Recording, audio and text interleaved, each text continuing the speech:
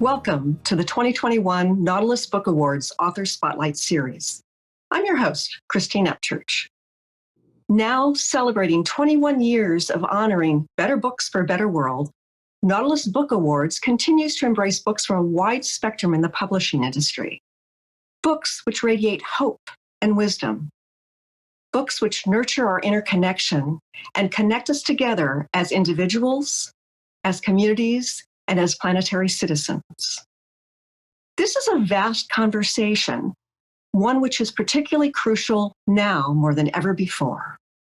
Today, we are shining a spotlight on author Lise Deguire. She is the author of Flashback Girl, Lessons on Resilience from a Burn Survivor, a clinical psychologist in private practice. Severely burned at the age of 4, she spent most of her childhood in the hospital, undergoing reconstructive procedures. Dr. Deguire attended Tufts University, graduating summa cum laude, Phi Beta Kappa. She earned her doctorate degree in psychology from Widener University. She has appeared on NPR, NBC, ABC, Fox, and Sirius XM. She has written for Psychology Today, Thrive Global, Tiny Buddha, and so on and so forth. She blogs about the resilience and is a keynote speaker about that topic. She is the proud author of a gold-winning book here with Nautilus Awards in the category of memoir, small press, or self-published. I would like to welcome author Dr. Lise Deguire, author of The Flashback Girl, Lessons on Resilience from a Burn Survivor. Lise, welcome. Thank you so much for having me. I'm just so excited to be with you and have the chance to talk about the book. You know, I've read so many books along the way, and I tell you, I don't recall another book I've read where in the first couple of pages I already have tears streaming down my eyes. Your story is one of such horrific situation. It's a story of survival. It is a story of resilience, and it is both heartbreaking and heartwarming. Tell us a little bit about what happened that began your difficult journey in childhood. Yes, I was 4 years old when I was burned in a fire that was accidentally set by my mother. Mm-hmm. And adding to that trauma, my mother left me in that fire to save herself. So I really only managed to survive because my father was able to finally get his way to me and rescue me out of this trapped situation that I was in. And at the end of, this sort of 90 seconds of horror, I was left with third-degree burns on 65% of my body. I lost my lip, my chin, my neck, my face was fused to my body, my arms were fused to my thighs. And that sent me into this, very, very long recovery process, which actually continues. I still continue to be in physical recovery from burns. I was in the hospital many years. Was in and out of the hospital for many years. And burn care at the time was effective enough to keep me alive, but incredibly primitive. So it was an incredibly difficult process. And I think I'll just stop there because I could just go on. Right. And I've heard that there is no worse pain than burns. And, I've acted like a baby about a single burn on a fingertip. I cannot imagine what it does to your nervous system to experience such a large percentage of the body burn. But on top of that, to have felt not only neglected, but rejected by your mother, she basically said, "My life's more important than yours, daughter." As a mother, I don't understand that, but that was probably an incredible thing to have to process as a child. Yes. And a fair amount of my story, like it starts off being about the fire and burn recovery, what all that is like. But then the story progresses and kind of follows me through the rest of my life. And one of the big journeys that I have been on is the journey to understand my mother for myself, not what she would like me to think about her, but what I myself realized to be true about her. And in that way, this book, I think, connects with many, many, many people who have had difficult parents, parents who've been neglectful, parents who haven't been able to be there for their children. You know, my mother meant to be there, but she really was not. Right. And I have been on a lifelong journey to understand that, to make sense of that for myself.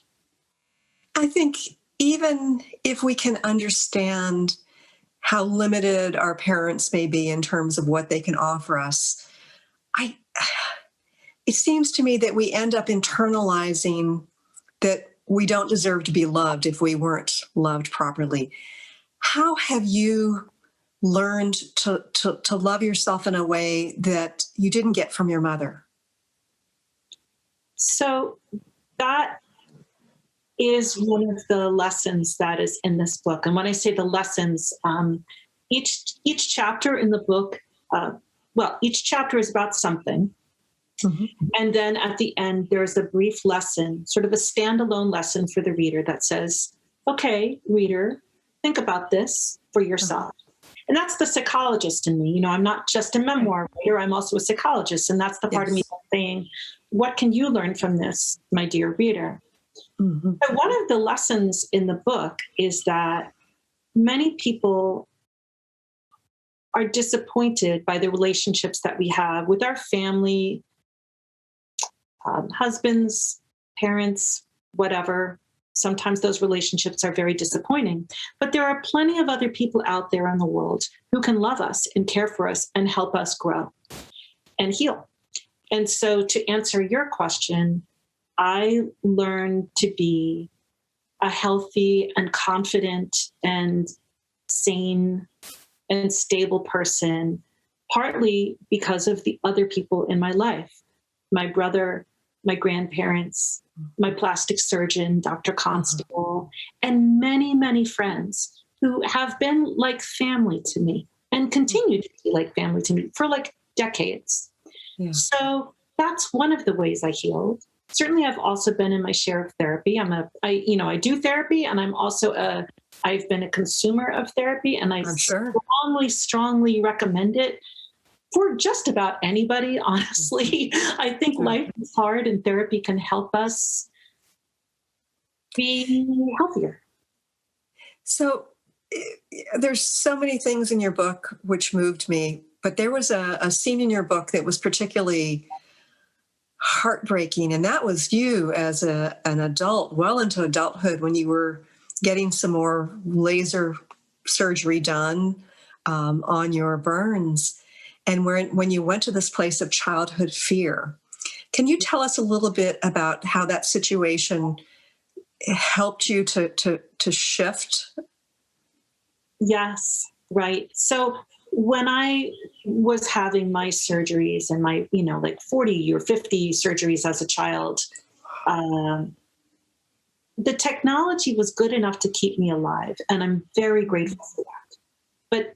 But the medical care at the time was not at all psychologically sophisticated.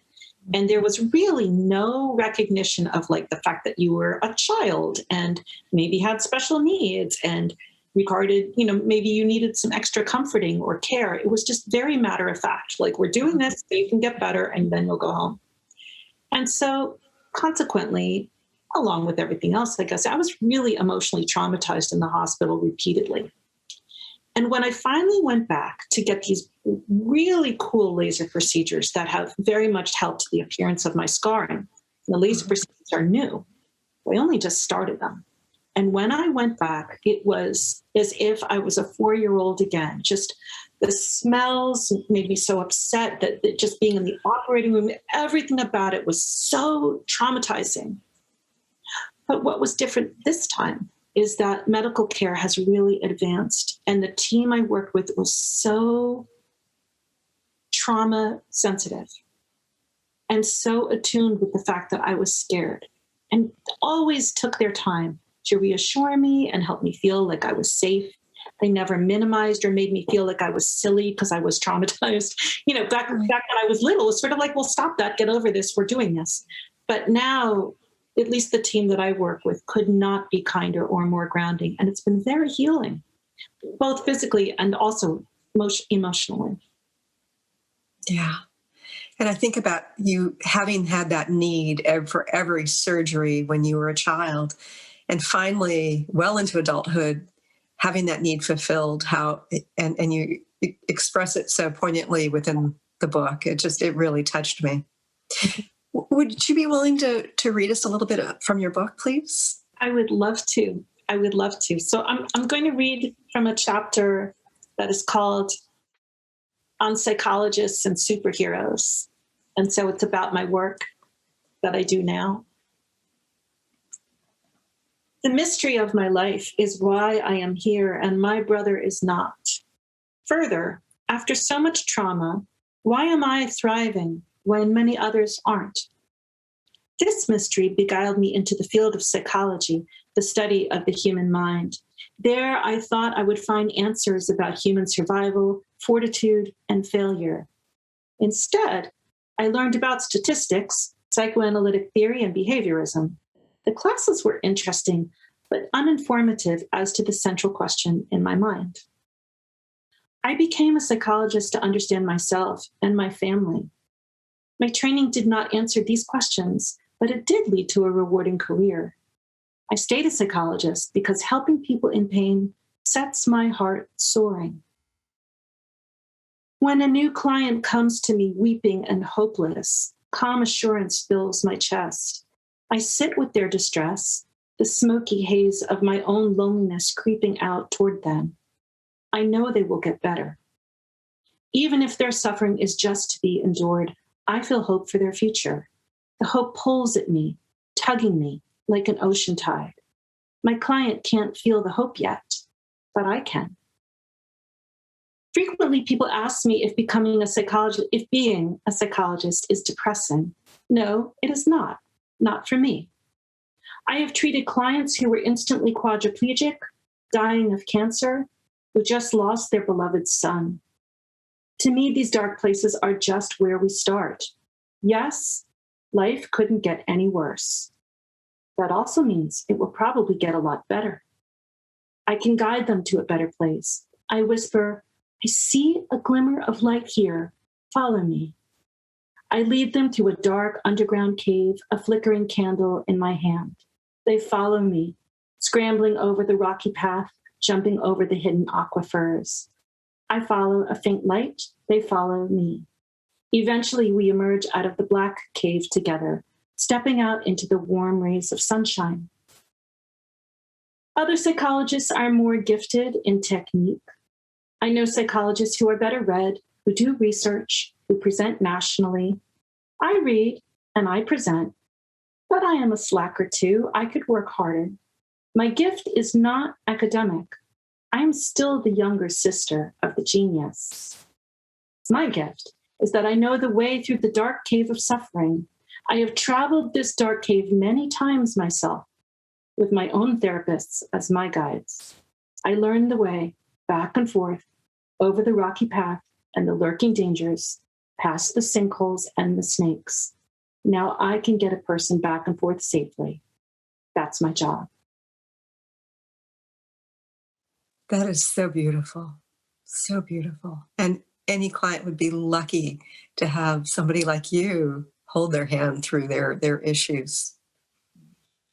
I'm really curious if you would share with us about how you titled your book, why you called it Flashback Girl. Yes, I love this story. This was a very big surprise to me. And actually, this is how the story begins in the book. I discovered 50 years after the fire, I started to I kind of just started to poke around on the internet. It was the 50th anniversary of the fire, and I was sort of like, grimly sentimental about it. And I was looking it up, and I found this article that said that my fire was started by a household solvent, a highly flammable household solvent. And I'm like, wait a second. My mother said this fire was started by lighter fluid. But it turns out it wasn't. She had mistakenly used this highly flammable household solvent, lit it on fire, and it exploded. And that's what happened. I never knew that. So 50 years later, this is what I found. And that sent me down this long rabbit hole of like, wait a second, what happened to me again? And I contacted the lawyer who had represented us back in the day when this fire happened. And I called, and unfortunately the lawyer himself was dead, but his brother was still there. And I said, hello, I'm Lise Deguire. Your brother represented me in this case in 1967. And there was this pause, and he goes, are you the Flashback girl? I'm like, what? He's like, yeah, you're the Flashback girl. We talk about your case all the time. So my case, it turns out, was kind of famous as a consumer product safety case, which I never knew. Oh. The title, I mean, what a better title is that? Because flashbacks, of course, so it's the flashback of the fire. It's called a flashback fire, the kind that happened to me. Plus flashbacks, we talk about that emotionally. We have flashbacks. Plus, the flame reference. Yeah. And yeah, you're a type of superhero, aren't you? Flashback girl. Well, my mind went to that in a kind of a humorous way, like, because that sounds like that does sound like a little superhero. So in my mind, I have a little, superhero avatar and everything, and I think, superheroes are fun, but to me, superheroes are people who have gone through tremendous things, who come out of them with great gifts, able to help other people. And I know many real life superheroes. And I guess maybe to some people, I might be one of those people, but I know many other superheroes too. So as a superhero and as a super survivor and thriver, do you have some words of wisdom for other people who've experienced other types of trauma in their lives? Yeah. And, we could talk about this for an hour, but I won't talk about it for an hour. What I would say is that one of the major reasons why I wrote this book is to share with people the fact that a person can go through horrible, horrible, horrible things. And you could be, at one time in your life, the most unfortunate person you've ever known. Because at one point, that really was me. And if you have hope and you keep working on it and you get yourself help and you try very, very hard for a pretty long time, you can still build yourself a great life. And that's my story. It can be done. It might take you a long time, but it can be done. And I think in general, in our world right now, we don't have a lot of stories about people being very honest about being incredibly unfortunate. There's a lot of like, oh, I'm great on Facebook and everything's perfect for me. But you know what? Our lives are nothing like perfect in reality. And so I think that it's when we can share the stories of who we really are and what we've really gone through that we can give other people hope that they too can survive unsurvivable things. Mm. And there was something about the way you untangled the relationship with your mother from the doctorate in psychology woman who has done so much healing that I think can illuminate for many people how they can process some things from their own childhood. It was so well done. Mm. Lise, thank you for writing this book. I highly recommend it. It's a very powerful testimony in healing and growing and thriving. And yes, there's another step that you've done, and that is sharing. So I want to thank you for that. Again, Nautilus Award was gold, and the book is entitled Flashback Girl, Lessons on Resilience from a Burn Survivor. Thank you, Lise, for joining us here. Thank you so much for having me. It was my honor.